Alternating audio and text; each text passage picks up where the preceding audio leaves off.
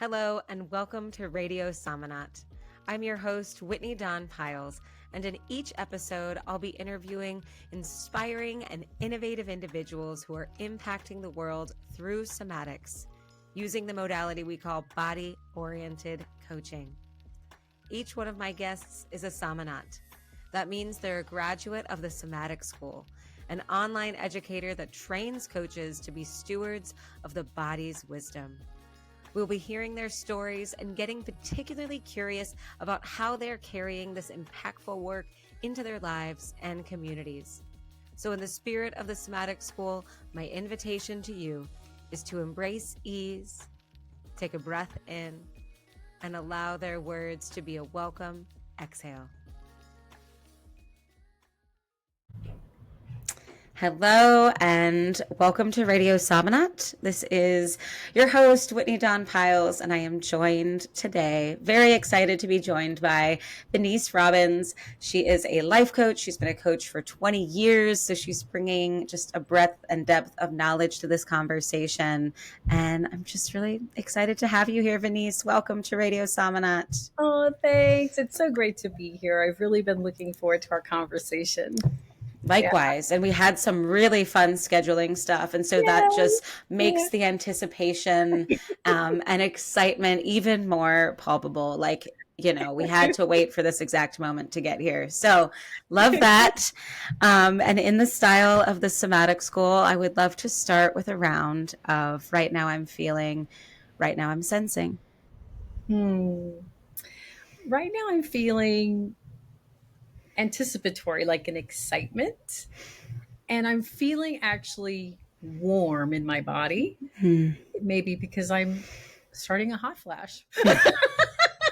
I'm in that beautiful phase of menopause, and I might have to take this jacket off. Okay, so if you see me do that, yeah, I'm feeling quite warm inside. Yeah, welcoming that. I'm also very warm over here, just bridging into perimenopause myself. But yeah, right now I'm feeling same anticipation, excitement.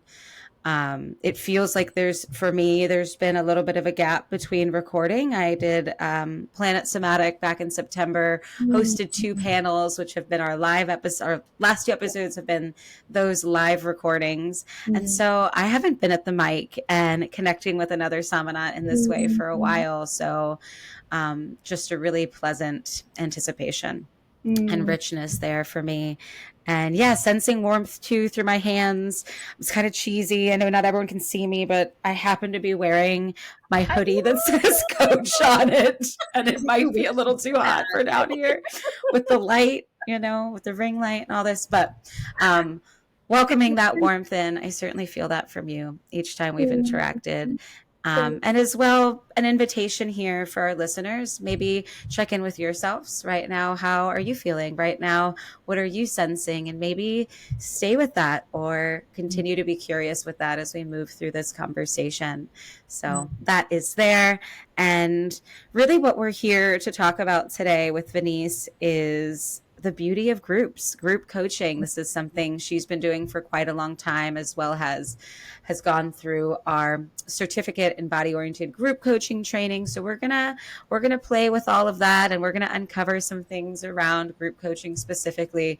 But before we do that, I'd like to start where I typically start, which is from some version of the beginning, if we can name it that. But I would love to just, hear from you about what brought you to the Somatic School, wherever you perceive that journey starting. What brought you into this ecosystem that we share?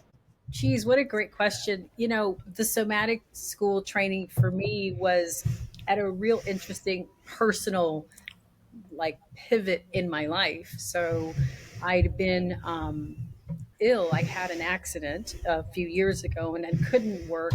And my perimenopause journey has been quite the experience, but I had several things going on in that season. And as I was coming out of recovering, I found myself in this, an inquiry, what do I want to do next? I'd also been in doing internal family systems, mental health therapy, which has for me been so just impactful, dealing with some, childhood trauma I'd already been working through. And so for me, my introduction to somatic oriented work was through IFS. Truth be told, I really wanted to get trained in internal family systems, but sadly at that point you had to be a therapist. So, my little inquisitive problem solver hat, I was like, there's got to be some kind of training that is somatically oriented. And so I did my research and came across the somatic school. I literally knew this is my next step in that orientation. So I signed up, and Rachel was my trainer, and it was a real beautiful experience. Beautiful, profound, like life changing. I was actually like unprepared for the level for the level of impact that it was going to have in my life in a very good way. You know, so that was my origin to the school. Yeah, it's really great. I mean, can you tell me more about that? Oh, How you were unprepared for the I, impact. I'd love to hear more about that. I think that one of the biggest things I left with is, um, I've always been like an empathic person. Now, I didn't really know that about myself until I came to the somatic school. Not that that's the kind of marketing to empathic people, but I discovered, oh, I actually, for some reason, do intuit. I feel things deeply. And one thing that I discovered is that, and this was the real profound part. One of them was that my body could actually be used as an instrument, as a tool. I didn't know about attunement, how your nervous system and my nervous system, there's a tuning happening. I didn't, I knew it like while it was happening in my coaching sessions, because I would maybe just notice something happening with me while maybe I was on a session, but I always felt like, oh, well, that's just something going on with me. Like I had no clue that no, that's actually like my nervous system is attuning, and how I could use that in a real beautiful way. Another thing for me is I always felt like there was something wrong with me, and I like I really left with like empowered in being someone that really just senses. So it really left me like not only with tools but with a way to navigate something that had been happening with me for years. Because like, I've been in the coaching space for over 20 years and I never learned that. So Yeah. I felt like I got some superpower clarity. Mm, know?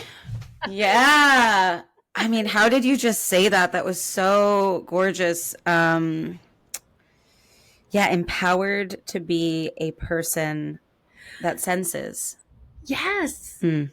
And I lean into that a lot now. And I have ways that I can bring it into the conversation,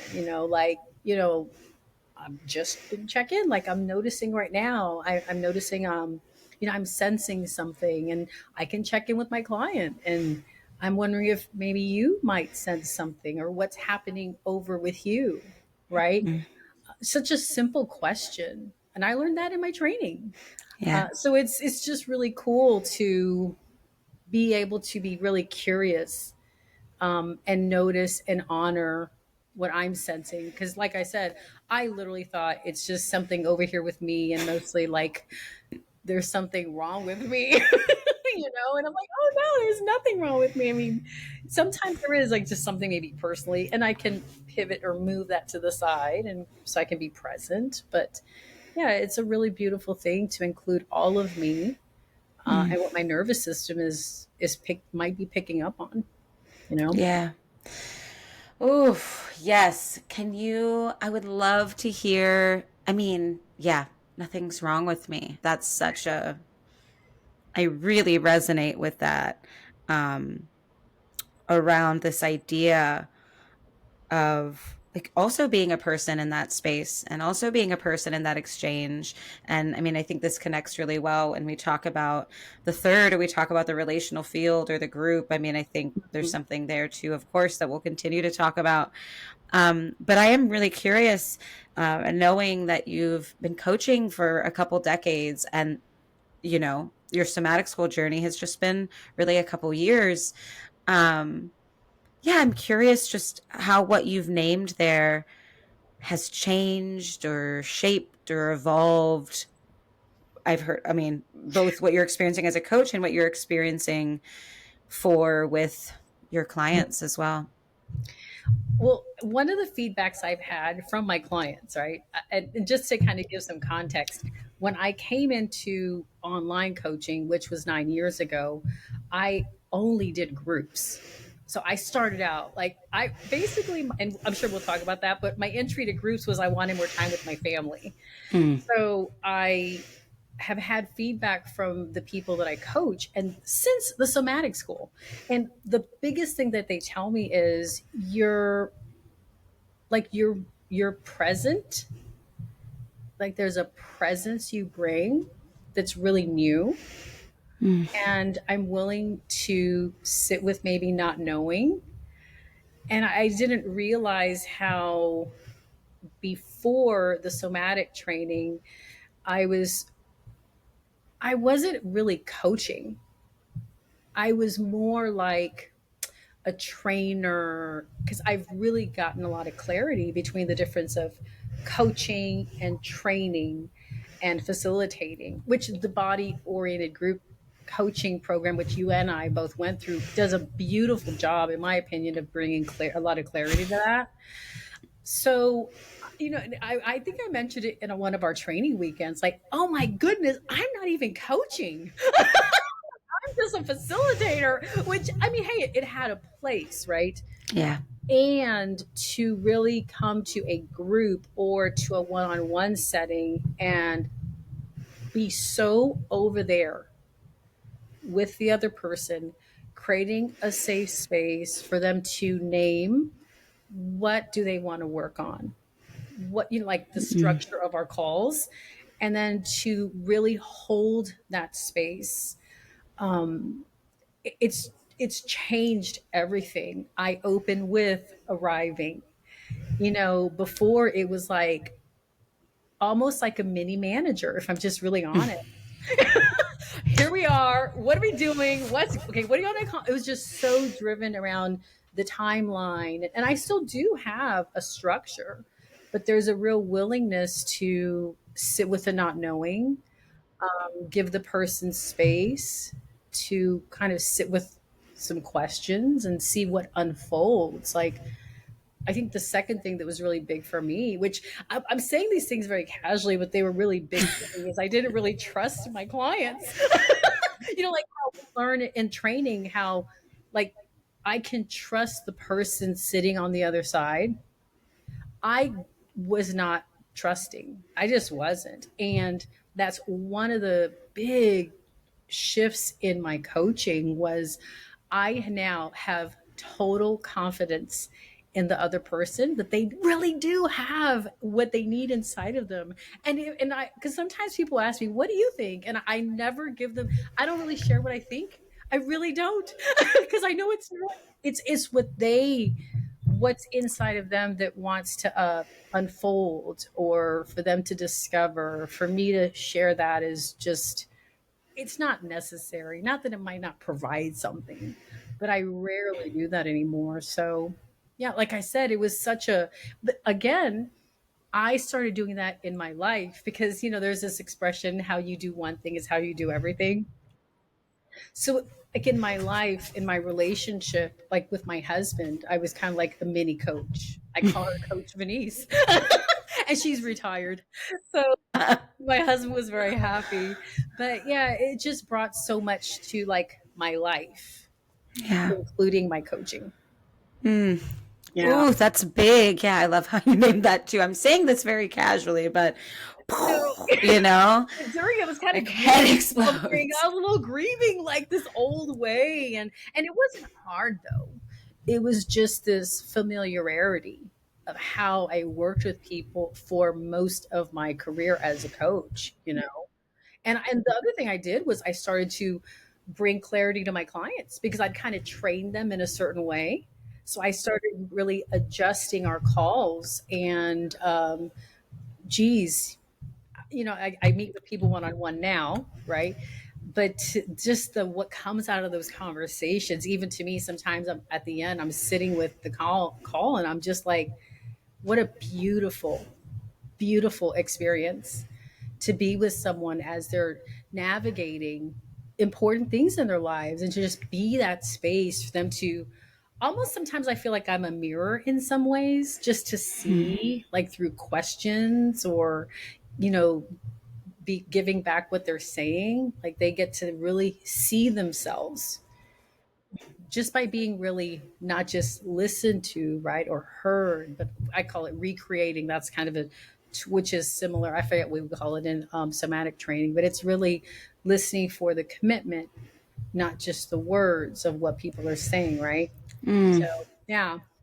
Yeah, that deep listening skills. And then there was a couple things in there. One, as you were saying, you know, not just listening, and you had talked about presence. It's really just this quality or this difference of like being with this person, trusting that this person is, I mean, that real coaching foundation, creative, resourceful, whole, they have the answer. It does change our quality of presence to be that way with someone, whether it be a client or a husband or a friend or whoever it is. Oh, I appreciate that so much. Yeah, was there anything else for you? No, it's just really, I'm just so present to that now, even in the sharing, like, because, you know, I did my somatic training, but like, it was a while back. So I'm not like thinking about it. I'm just like taking what I learned, but I'm deeply appreciative, like in my journey, you know. It is like one of those pivotal things that just like changed everything. And now I forget who said this, but one time I took something away from, I think it was one of the trainings. I think it might have been Malay when we did the group training.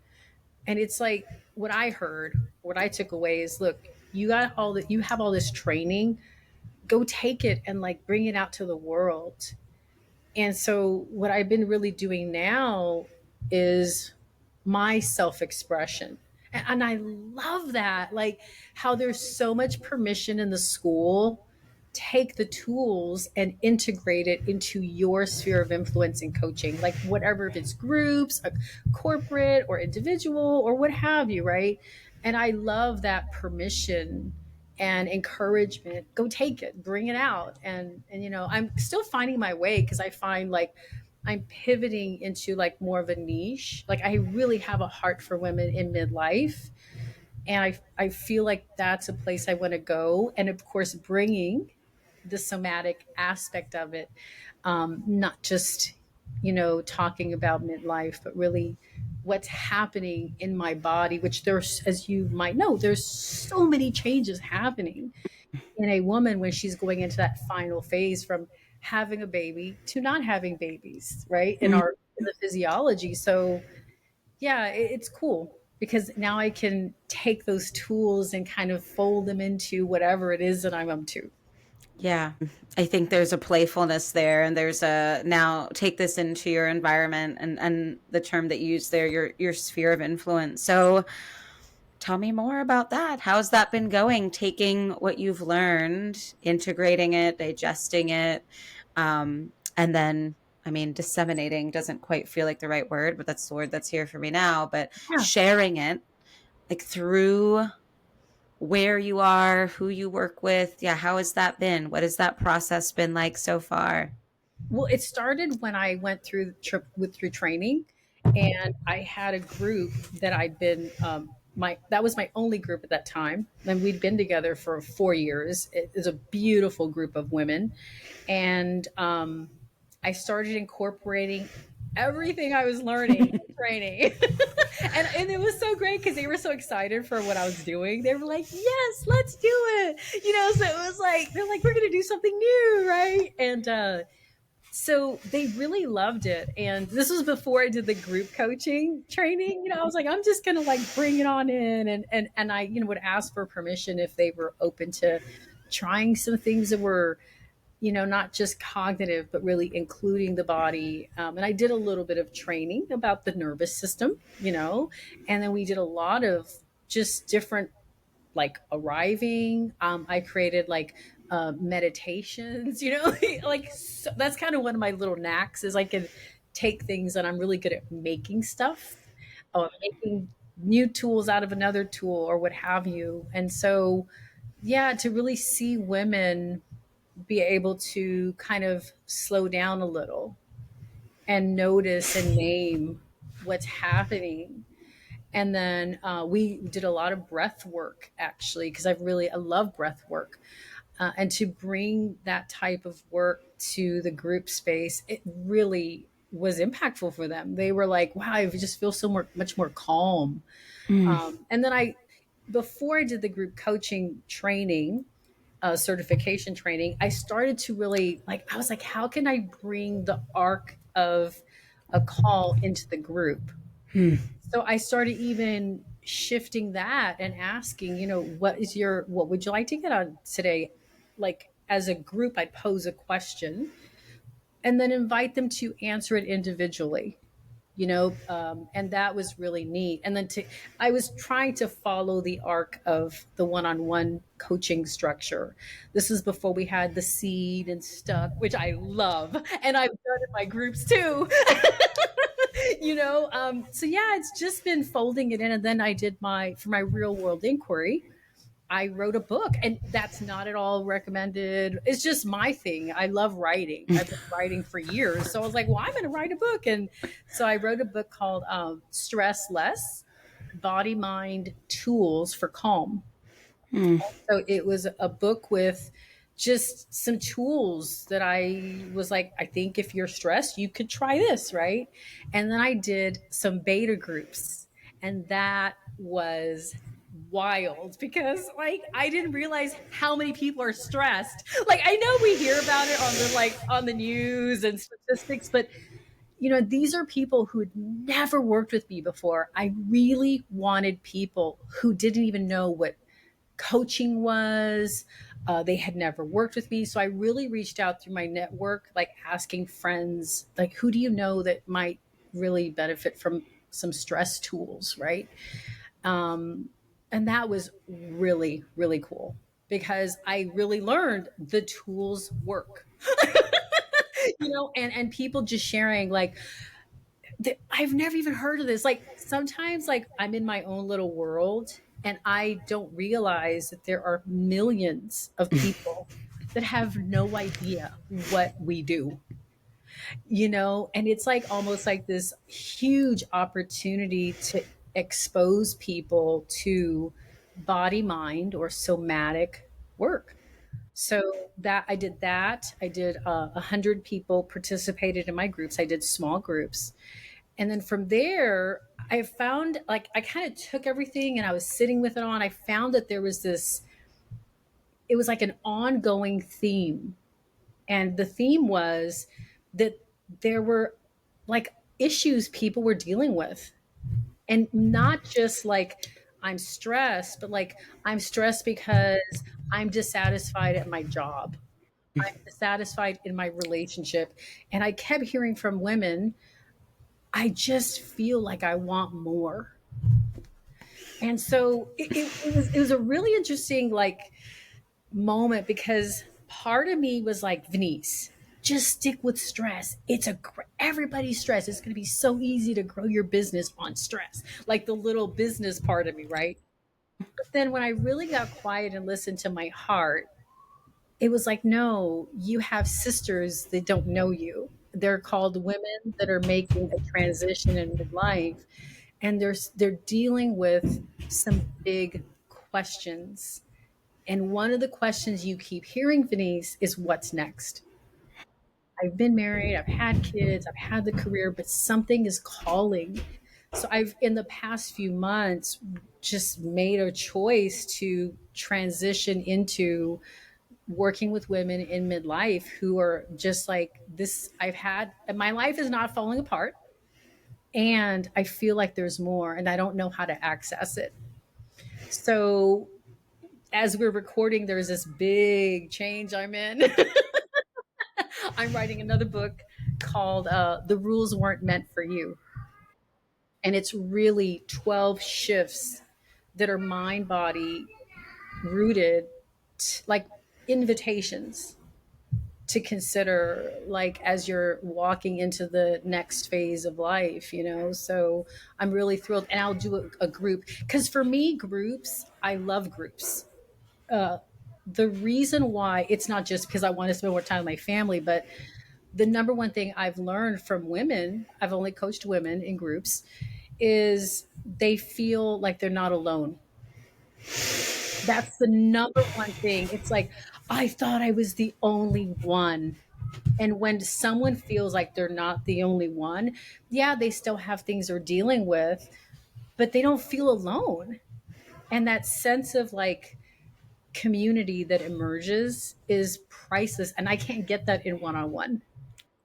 You just can't do it. It's only found in community.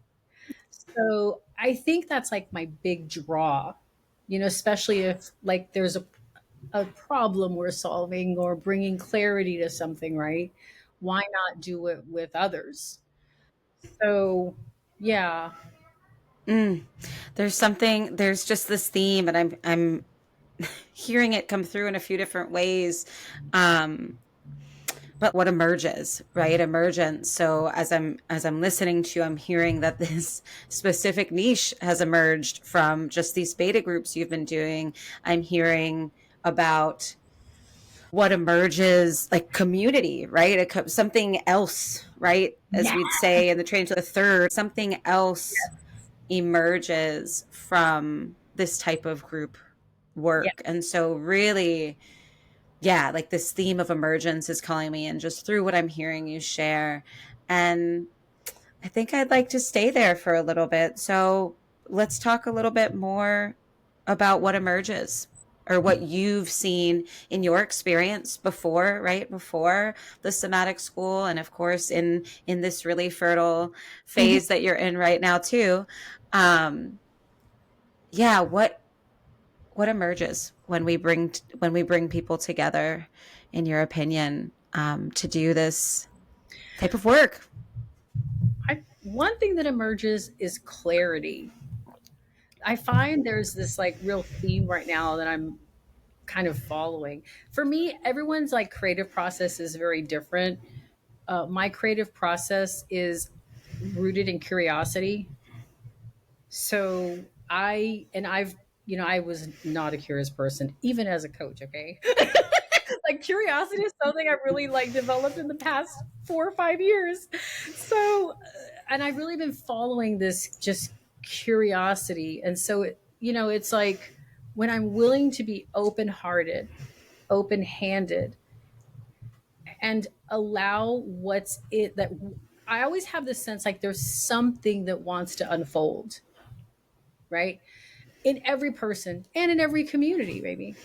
So when I'm willing to be open handed and open hearted about it and be curious, it creates a space for what's already there Mm. to unfold. And so, what I, in my personal experience and with groups, one of the first things that unfolds is clarity.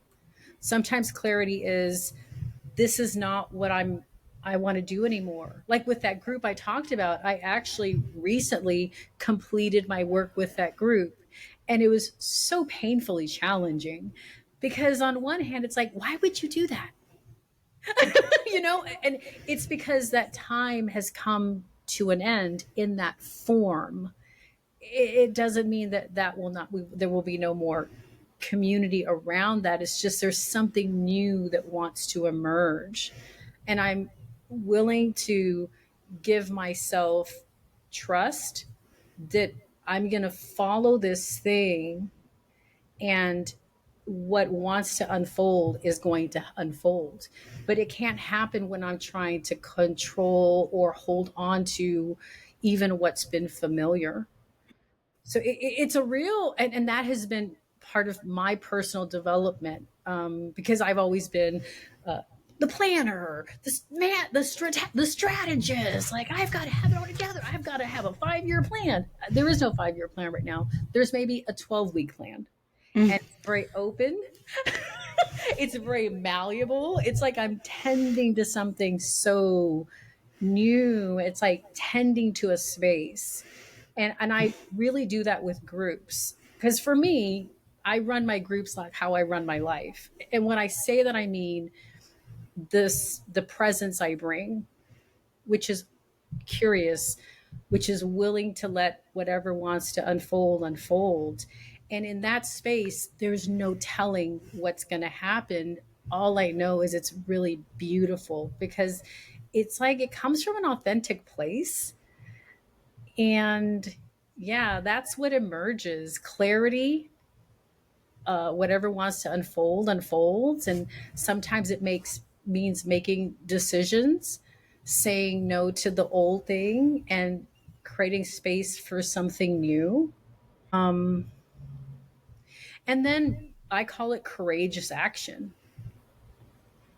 I have a client, she's in her 60s, and I've really been like holding that space, or she's coming to my mind right now, and she made some real bold moves. And it's like, that's what happens when, like, one might be willing to like say, okay, I've been doing this and I'm not going to do this anymore for the sake of something else. um so yeah, courageous action. And then really, like, this balance of honoring who I am and where I am, and really honoring the pace of it all. You know what I mean? Like, there is a pace and a rhythm, and I wouldn't say it's there is a right rhythm or pace. There's just your rhythm and pace, which is different from my rhythm and pace. But as long as I can be open-handed and open-hearted, then it's gonna all, like, my husband and I were having this conversation, right? And we've been really working on, like, we're almost like completely debt free, and all that. We've really done some work around our finances. And he was saying, oh yeah, it's like just taken so long. And I was like, yeah, I get that. I said, but maybe it's actually exactly how it's supposed to go. Because if we look in the grand scheme and like zoom out a little bit, we're probably going to live another 25 to 30 years. And the 6 years that it took us to get to this point, when you look at it in the context of 35 years, is not really that long, you know? And he was like, wow, that's a good point, Venniece. It's like it all is working out. So yeah, that's what I would say to that. I'm gonna rewind that and play that back for my spouse to listen to when you just shared there. Well, Um, I really do think sometimes we get to, like, because there is this whole thing in our society about timing, right? We're very time focused. And we also kind of have like hustle culture a little bit. But hustle, it's like, I have to do it now. Well, yeah, I mean, maybe, but maybe also there is a rhythm, there is a natural unfolding. And I found, and you're here, this is someone who used to be a workaholic, okay? yeah, Like, so I used to be like, go, and I never turned it off. I was always on to try to like race into the future. But part of like my wisdom that I've garnered is that how about I allow the future to unfold, trust the timing, and also allow my nervous system to be a part of what's happening, which, as we know, if any of us went to our, oh geez, they're the sessions that Craig led, but I cannot remember the name of them right now. But there is a natural rhythm of work and rest. yeah. So our nervous system needs both work and rest. So what if I included that in the rhythm there is rest, recovery, and then there's work. So it's a very different way to be oriented. And that's where I find I am. And I encourage my groups as well. Like, there is a rhythm which can include rest. And for many people, when I talk about the balance of rest and work, it is revolutionary for them. There, many people are so on work mode and on mode that it takes them some time to even give themselves space to do absolutely nothing because it's biologically nourishing. It's like you tell someone that and they're like, I mean, I remember when I first started talking to my clients about or OI labs. I was like, yeah, we need both for our nervous system. They were like, what are you talking about? So yeah, again, just a testament to the beauty of what somatic school has brought to the community. Yeah, yeah. And so those now are called regulation stations. So it is, I think, so profound, and it connects them with a few things we've talked about. But um, I think it was so profound for me to have that designated space for myself and for my own nervous system, and to learn everything that you're talking about. And I reference that part of the training often. As I mean, yesterday I referenced it as this, but I don't have a better word, but I call it sneaky. I mean, it kind of, this awareness, or this finding of a new rhythm, or this softening, Mhm. or this whatever anybody wants to call it. um you kind of don't recognize how profound and pervasive it is in your life, and until you have the gift of retrospect. I really, Yeah. that's how I've experienced it. Yeah. So, Mhm. and then around that too, I mean, I love everything you're talking about, what's emerged for you and what's emerging for your clients in group, this clarity and this trusting of the unfolding and this courageous action. And I think I'm really curious to, what have you noticed unfolds in your groups as you've been holding them? What's different now that your quality of presence has Mm. shifted? What have you noticed happens for them over there as this change has happened within you? Mhm. One of the biggest things that I see in my groups is there's an ability to slow down. It's like it starts out as a permission. Like, oh, I actually have permission to slow down a little bit. And people get that it's really rooted in how our nervous system really does need both work and rest. But for some, I mean, I've never said you have permission, but like there's something people get like, oh, you mean it's actually okay? And when I love to share like basic breath work.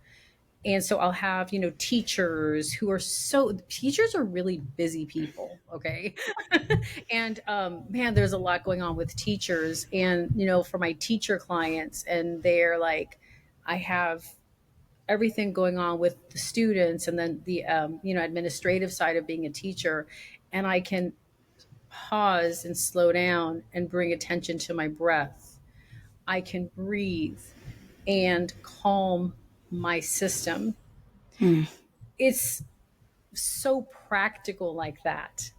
Or, even people who work maybe in a corporate setting, who have been in my groups, and their ability to be curious with their coworkers, where maybe in the past their automatic is just to judge, assess, whatever people do, right?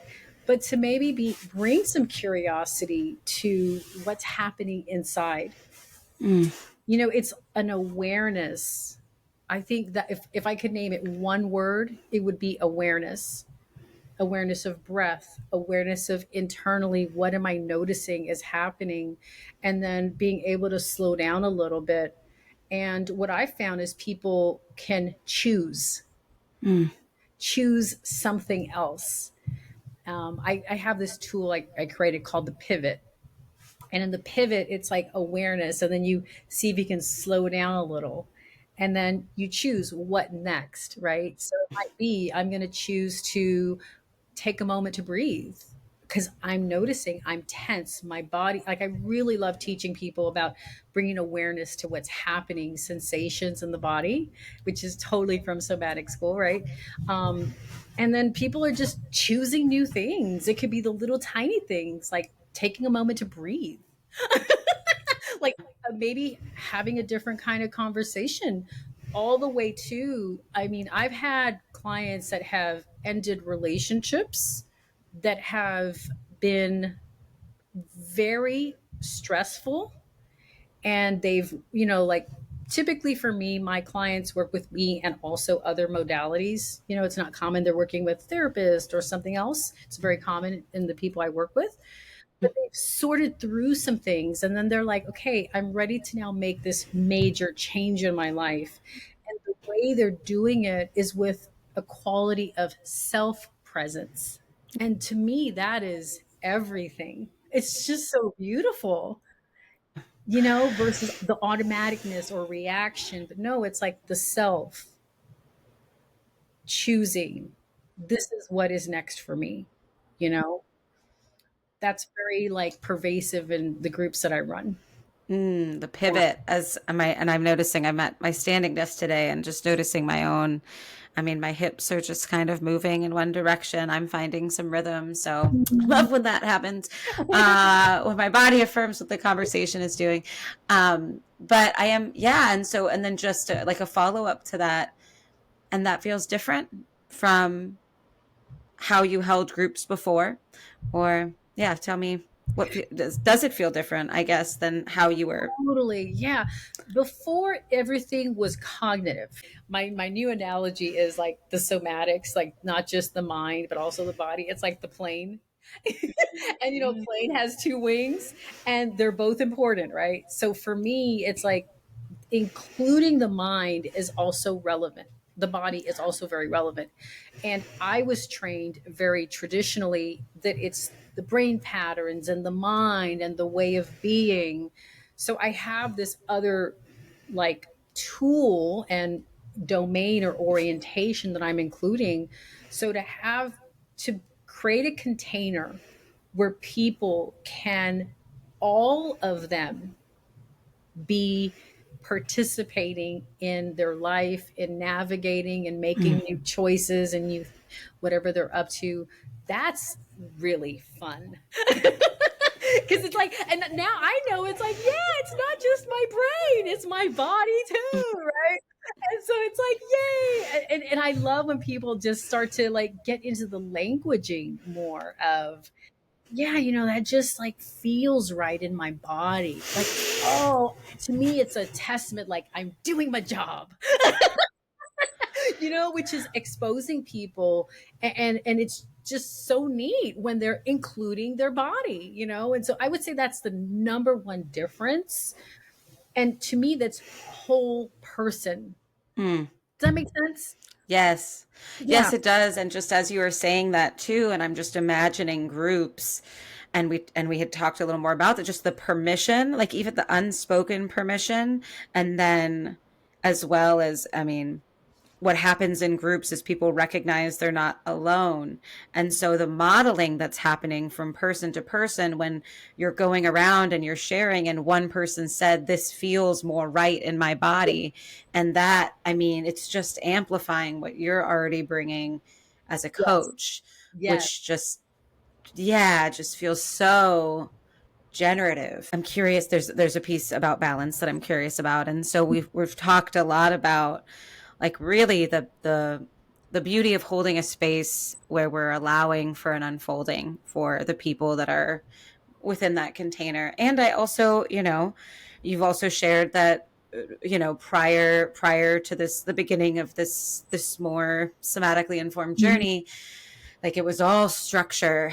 Yeah. And I did also hear you say that even within this newer way of holding group space, Mhm. you do have a structure. And so I'm really curious about that balance between allowing space for unfolding and providing enough structure so that it does feel grounding. The plane can take off, we can land the plane, all of that. And so I'd love to hear a little bit more about that, both within the context of how you plan for these things as well as Mhm. how you hold them in real time.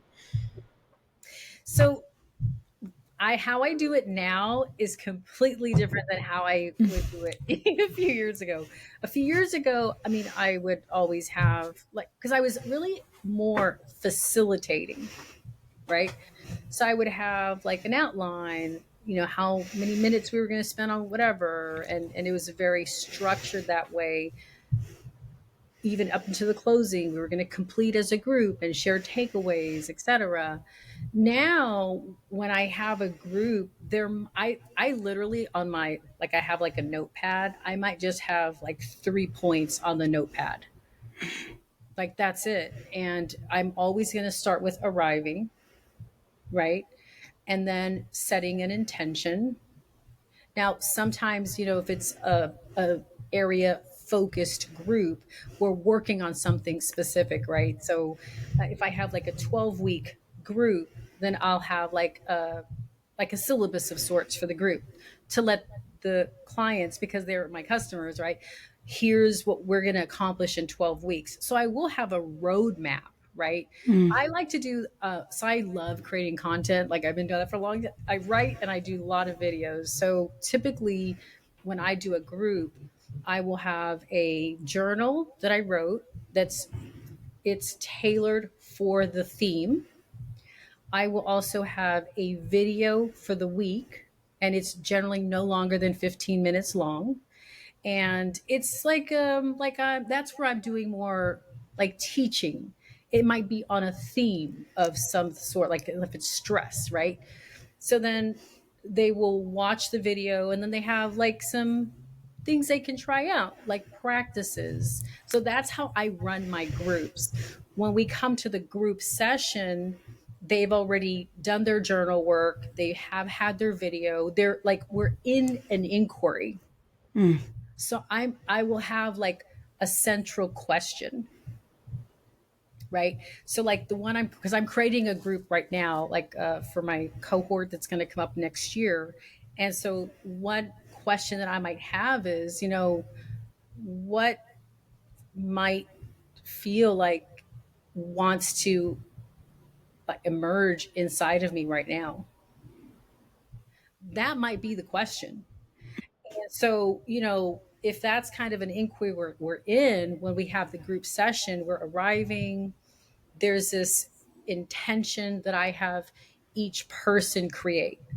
That's a big difference for me. Before, it would be, here's our group intention.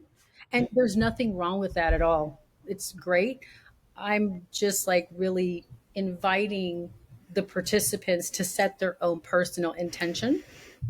And then we'll, have a tool very similar to what we've learned in the somatic tool. So we might have like a group experiment or a tool of some sort. And then that's kind of like I'm following the arc of our session, how we've been trained. And then I'll have an opportunity for people to share what's opening up for them or what are they discovering in the conversation. Now, the juiciness is when people start to share. And I used to before be so structured that people didn't have a lot of time to share. It was mostly me talking. Now, I it's not centered around me so much. I'm creating the space and holding that space, but my intention is to have people sharing. Because invariably, what I've discovered is that when people start sharing, oh, it just creates so much beauty in the space. People feel like, oh, I'm not the only one, but also like hearing what someone is dealing with. It's no telling where it's going to go, but I'll have sharing, and then towards the end, I'll ask, what are people taking away? What's like something they've discovered? Is there an action that they feel ready to take from the conversation? So that's how I structure the conversations now, mostly. I really have gone more into coaching versus facilitating or training or teaching. That's the biggest shift for me. But I realized, and I got this clarity when I did the group coaching certification course, I am a teacher. I love teaching. So what I did was I really sat with, okay, there's this strength you bring, Venniece. How can you honor that strength you have and still create the coaching container in this way? So for me, my solution was to do a short video and a journal.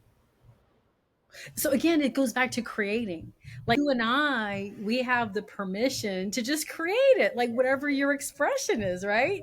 And that's what I love. I love because I call myself creative. That is my creativity.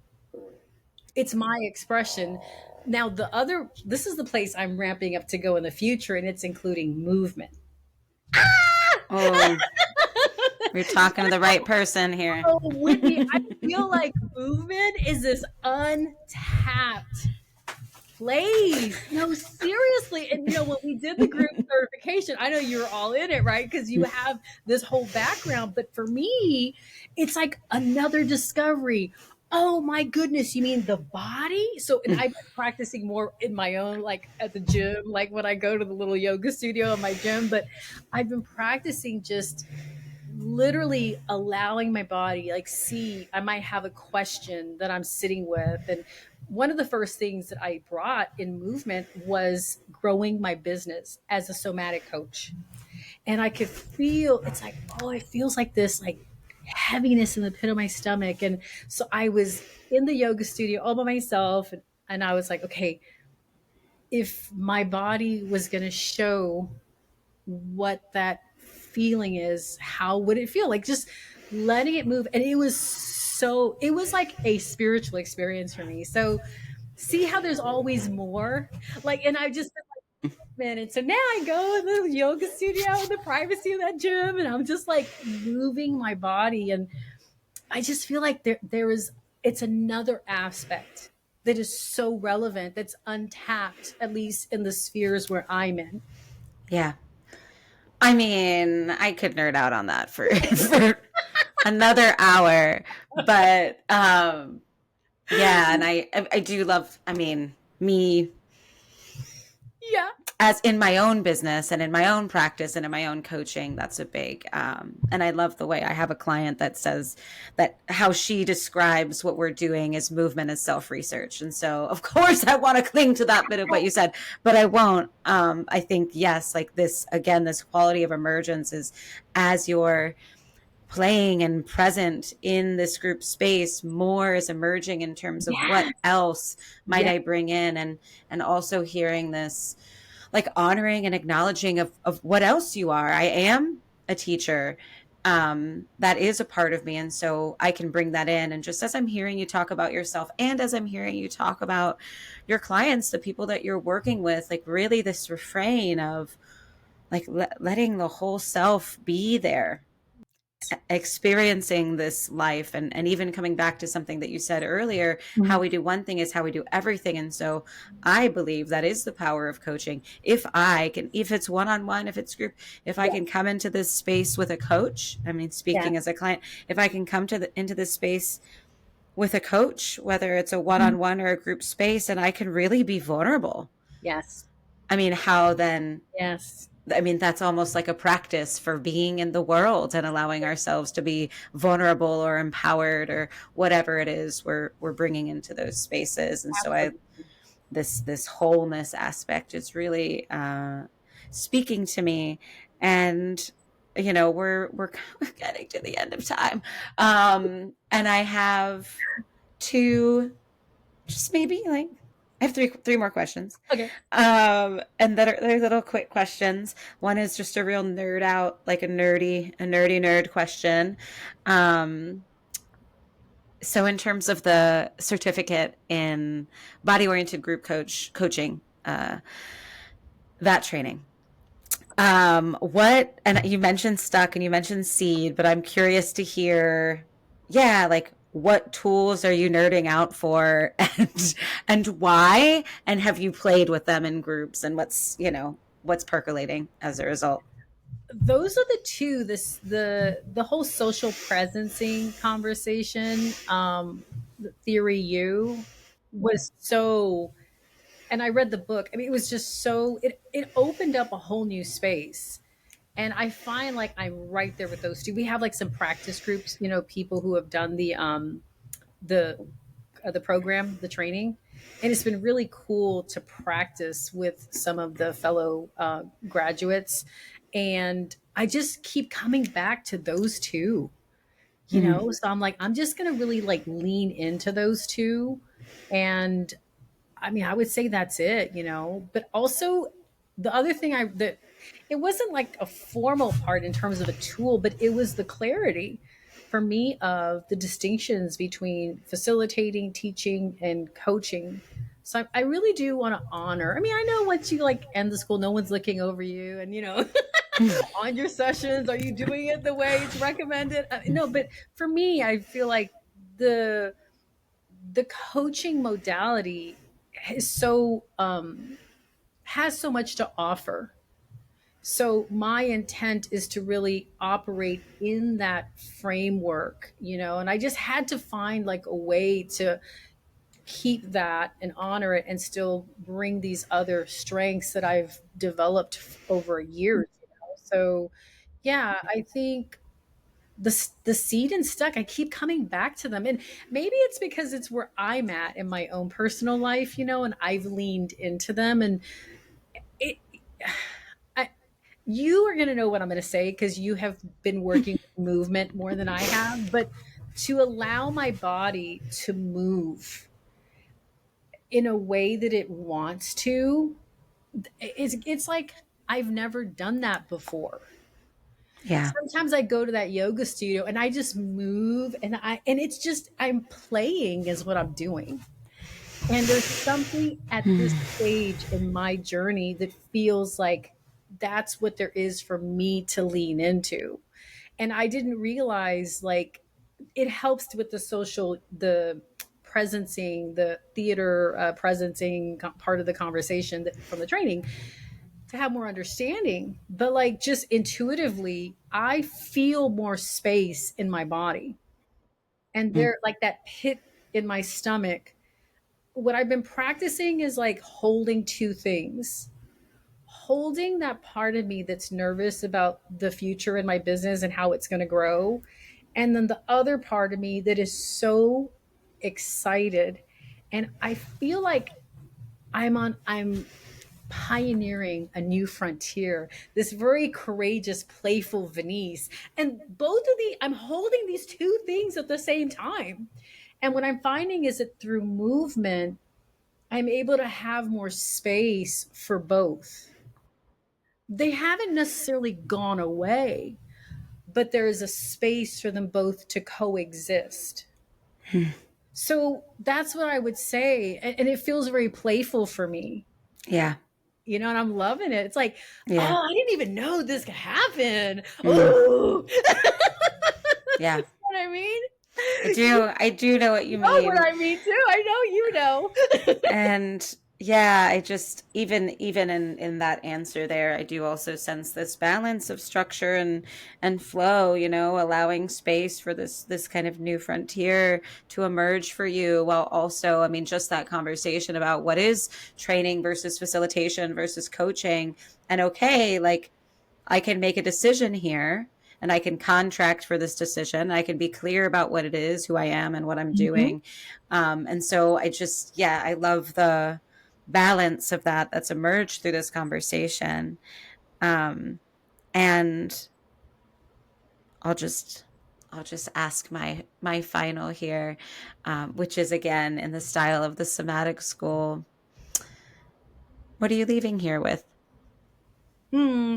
I'm leaving here with like being present to the space of somatic and what it provides for myself and for the people that I serve. And for me, I feel like, I mean, we're in 2025, right? the people that are in this community, my feeling, I'm not saying I'm right, okay, is like we are like on the frontier of something. And I feel like there's an enormous privilege to be in that kind of people. Because I've learned, like, I can talk to like all kinds of somanauts, and there's such a resonance. It's really neat. Like when I met you, I was like, oh, because she's like, yes, she's my people, right? And I met people from across the pond, and like they're my people. Because like we all have this something. It's this, commitment and a curiosity and a willingness, right, to include more the whole person. And so it's a privilege, and that's what I'm present to today. um yeah, and just the space that it opens up for people, it's really beautiful. Yeah, agreed. And you did bring something there that has me to wanting to name this thing. This is a UK based training. Both of us are in the US. You are an hour behind me. And so, speaking of commitment and speaking of this community, um, I mean, that was a big commitment for you to wake up at, Oh was yes. it 3:30 in the morning to Yes, join? it was. Um, Yes, yeah, and I'm glad I did it. It was rough, and it was like, yeah, I'm doing this, and you know, the weekends are so powerful, and I left with more space and challenge. The first 2 weekends, I was really challenged because I was coming from a very different paradigm, and so there was some real core things that were confronted, but they were good. Like, it's growth, right? So it was a lot happening here and in my orientation, and then the just what happened in my own life with my nervous system. I think, my body is an instrument, but if there was one other thing, I would say, wow, I have this thing called a central nervous system. It's like I met my nervous system in the somatic school. I just thought I was a brain. That's it, right? So just being able to work with my body and my nervous system, it's again attributed to the work Sam and everyone. I'm sure there's a group of people that had this vision for something really beautiful, and to see it unfolding around the world is incredible. And I'm just yeah, privileged to be a part of that. Even yeah, if I may never meet Sam in person, I know the company I'm in, and it's great. yeah. Agreed. I hold a vision for all of us that we will gather together in one place.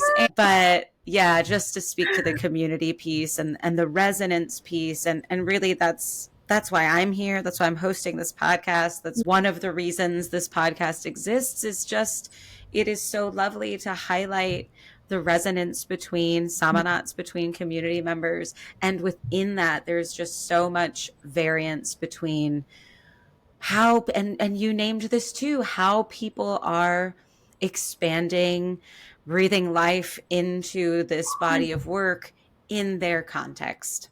I love that.